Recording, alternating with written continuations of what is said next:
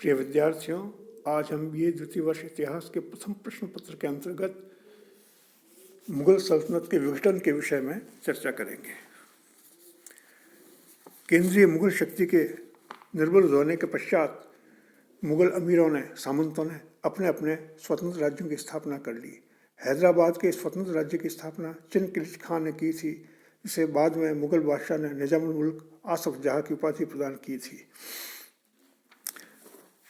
चिनकिलिच खान ने मराठों के साथ संघर्ष में मुगलों का पर्याप्त सहयोग किया था, लेकिन पालखेड़ के युद्ध में 1728 में बाजीराव प्रथम के हाथ हारने के बाद में उसने 1725 ईस्वी में हैदराबाद पर अधिकार कर लिया। उसी समय से दक्षिण भारत में हैदराबाद के स्वतंत्र राज्य की नींव पड़ी।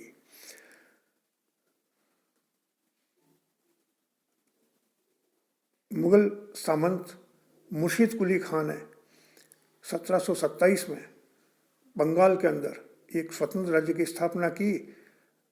उसके कोई पुत्र नहीं था। उसकी मृत्यु के बाद दामाद सजाउद्दीन मोहम्मद खान बंगाल का शासक हुआ। मार्च 1739 में उसकी मृत्यु होने के बाद उसका पुत्र सरफराज खां गद्दी पर बैठा।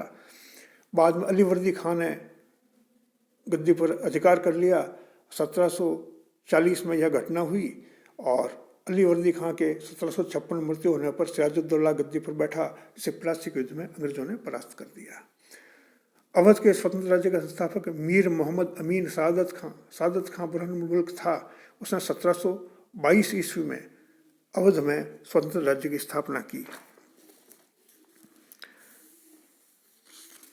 पंजाब में सिखों ने अपना आधिपत्य जमाते हुए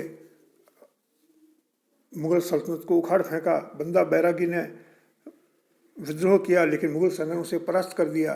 बंदा की मृत्यु के बाद सिख नेतृत्व विहीन हो गए। जब सिखों के सामने न गुरु रहा न गुरु का बंदा, तब सिखों ने सरबत खालसा और गुरुमत्ता की प्रथाएं प्रारंभ की। नादिर शाह के आक्रमण के बाद मुगल सत्ता का बिखराव चरम पर पहुंच गया था। चारों ओर अव्यवस्था का वातावरण था। पंजाब में सिखों का संघर्ष जारी था। तब सिखों ने स्वयं को 100 व्यक्तियों के छोटे दलों में संगठित कर लिया। प्रत्येक दल का एक नेता होता था। दल के सभी सदस्य अपने नेता के आदेश का पालन करते थे। 1748 में सभी दलों ने मिलकर दल खालसा का गठन किया। दल खालसा में सम्मिलित सभी दलों को पुनः 11 जत्थों में विभाजित किए, जो मिसलों के नाम से विख्यात हुए। इन मिसलों के पराक्रमी योग्य सिख नेताओं ने पंजाब के विभिन्न भागों में अपने अपने राज्य स्थापित कर लिए। धीरे धीरे संपूर्ण पंजाब में 12 छोटे छोटे राज्य स्थापित हो गए। मैसूर भारत के पूर्वी दक्षिणी घाट के सुदूर भाग में मैसूर नामक छोटा राज्य था। किस समय में यह क्षेत्र विजयनगर साम्राज्य का अंग था। 1565 ईस्वी में तालीकोटा के युद्ध के बाद विजयनगर साम्राज्य पतनोन्मुख हो गया। इस महान साम्राज्य के पतन के बाद 1570 ईस्वी में राम राय के भाई तिरुमल ने वेनुगोंडा को राजधानी बनाया और अरविंदो वंश की नींव रखी। इसका अंतिम शासक रंग चतुर्थ था, जो 1612 में विजयनगर के शासक वेंकट द्वितीय ने मैसूर के राजा वाडियार को राजा की उपाधि से विभूषित की। तब से मैसूर के स्वतंत्र राज्य की स्थापना हुई। वाडियार वंश के हिंदू राजाओं ने मैसूर पर लंबे समय तक शासन किया। 1704 में उन्हें औरंगजेब की अधीनता स्वीकार करनी पड़ी, परंतु वास्तव में वे स्वतंत्र ही रहे। 1732 ईस्वी में अल्पवयस्क राजकुमार चिक्का कृष्णराज मैसूर राज्य का शासक बना। कृष्णराज नाम मात्र का शासक था। वास्तविक शक्ति देवराज और नंदराज नामक 2 भाइयों के हाथ में थी। बाद में नंदराज राज्य का सर्वस्व बन गया। नंदराज के समय में मैसूर राज्य की सेना के अधिकारी हैदर अली ने 1761 में सेना की सहायता से मैसूर का राज्य हड़प लिया। मराठा राज्य की स्थापना छत्रपति शिवाजी ने 1674 ईस्वी में की थी। 1707 में संभाजी का पुत्र शाहूजी छत्रपति बना। उसके शासनकाल में पेशवा शक्ति का उत्कर्ष हुआ। पेशवा बालाजी विश्वनाथ, बाजीराव प्रथम, बाजीराव, इनके नेतृत्व में पेशवा शक्ति का उत्कर्ष हुआ। लेकिन 1761 में अहमद शाह अब्दाली के साथ पानीपत के तृतीय युद्ध में मराठों की भयंकर पराजय हुई। इस प्रकार अनेक छोटे छोटे राज्य स्थापित हो गए। मुगल सल्तनत का पूरी तरह विघटन हो गया।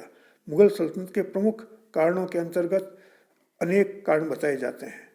पहला, औरंगजेब की धार्मिक कट्टरता। दूसरा, औरंगजेब की संकल्प प्रवृत्ति।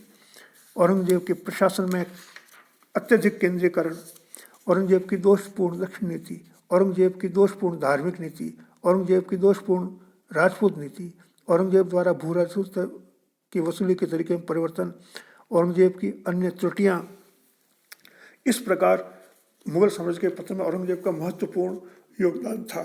इसके अतिरिक्त मुगल सल्तनत के पतन के अन्य कारणों के अंतर्गत परवर्ती मुगल बादशाहों की चरित्रहीनता और चारित्रिक दुर्बलताएं, मुगल अमीरों एवं सामंतों का नैतिक पतन, मुगल दरबार के षड्यंत्र और हरम की गुटबंदी, उत्तराधिकार के सर्वमान्य नियम का अभाव, सैन्य प्रणाली की कमजोरी, बादशाहों द्वारा धन का अपव्यय और अत्यधिक विलासिता, हिंदुओं की बादशाहों द्वारा उपेक्षा, शियाओं की उपेक्षा, देश की विषम आर्थिक व सामाजिक स्थिति, शासन में भ्रष्टाचार, नादिर शाह तथा अहमद शाह अब्दाली के आक्रमण और अंग्रेज शक्ति का उदय, इन सब कारणों से पतनोत्तर मुगल साम्राज्य धीरे धीरे तीव्र गति से पतन की ओर बढ़ता रहा और केंद्रीय शक्ति के विसंगल हो जाने के कारण प्रांतीय शक्तियों द्वारा सशक्त होकर मुगल साम्राज्य का अंत करते हुए ताबूत में अंतिम कील भी